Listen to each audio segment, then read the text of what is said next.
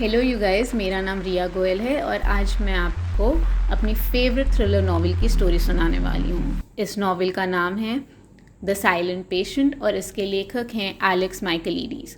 जब ये book release हुई थी तब ये एक इंस्टेंट बेस्ट सेलर बन गई थी और ये अभी भी बहुत पॉपुलर है।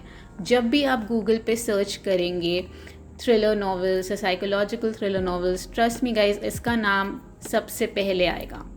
चलिए स्टार्ट करते हैं।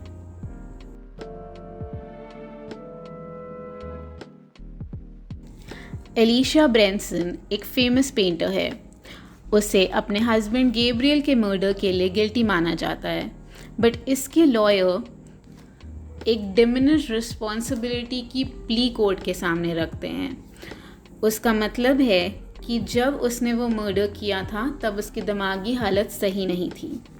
एक्चुअली गाइस, ऐसा होता है कि जब एलिशा अपने हस्बैंड का मर्डर करती है, उस दिन से लेकर केस की हियरिंग तक वो एक शब्द भी नहीं बोलती है। ना वो खुद को डिफेंड करती है और ना ही मर्डर को कन्फेस करती है। यही रीज़न रहता है कि कोर्ट के लिए ये मानना बहुत इजी रहता है कि हाँ, एलिशा मेंटली डिस्टर्ब्ड है। इसी प्ली के कारण उसे जेल नहीं होती है और उसे एक फोरेंसिक यूनिट जिसका नाम द ग्रोव है उसमें भर्ती किया जाता है। अब थियो फेवर, जो कि एक साइकोथेरेपिस्ट है, उससे इस केस में बहुत इंटरेस्ट रहता है। उसे बहुत दिलचस्पी रहती है। वो जानना चाहता है कि ऐसा क्या हुआ कि एलिशा ने अपने हस्बैंड का मर्डर किया और उसके बाद उसने कुछ बोलना बंद कर दिया। इसी इंटरेस्ट के कारण वो द ग्रोव में जॉब के लिए अप्लाई करता है और उसे वो जॉब मिल जाती है। उसकी रिक्वेस्ट पर उसे एलिशा के केस पे असाइन किया जाता है। हालांकि एलिशा अपने थेरेपी सेशंस के टाइम कभी कुछ नहीं बोलती है, बट वो थियो को अपनी एक डायरी देती है। उसी डायरी से हमें ये पता चलता है कि एलिशा ने नोटिस किया था कि गैब्रियल के मर्डर के कुछ हफ्तों पहले से एक मास्क आदमी या फिर एक स्टॉकर उसके घर को देख रहा था। एलिशा के बारे में और जानने के लिए थियो एलिशा के कज़न को कांटेक्ट करता है। उसे एक हादसे के बारे में बताते हैं जो एलिशा के बचपन में हुआ था। एलिशा की मम्मी ने उसके बचपन में ही सुसाइड कर ली थी और उसके पापा, जो अपनी वाइफ की डेथ से बहुत दुखी हो जाते हैं, रोने लगते हैं और वो बहुत ज़ोर ज़ोर से बोलने लगते हैं कि काश एलिशा की मम्मी की जगह एलिशा की डेथ हो जाती। वो समझ जाता है कि इस इंसिडेंट का एलिशा के दिमाग पर बहुत ज़्यादा इम्पैक्ट पड़ा होगा। वो यही इंसिडेंट जाके एलिशा के सामने सुनाता है और ये सुनते ही एलिशा बहुत समय के बाद बोलना स्टार्ट कर देती है। वो उसे बताती है कि वो जो मास्क आदमी या स्टॉकर जो उनके पीछे पड़ा था, उसी ने घर के अंदर घुसकर गैब्रियल को मार दिया था। ये बात सुनते ही थियो शॉक में चला जाता है और हमें ये पता चलता है कि वो मास्क आदमी थियो ही था। वो गैब्रियल के पीछे पड़ा हुआ था। वो गैब्रियल को स्टॉक कर रहा था।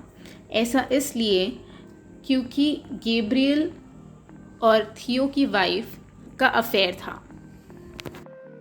एक्चुअली गाइस, थियो ही काफ़ी टाइम से गैब्रियल को स्टॉक करता रहता है।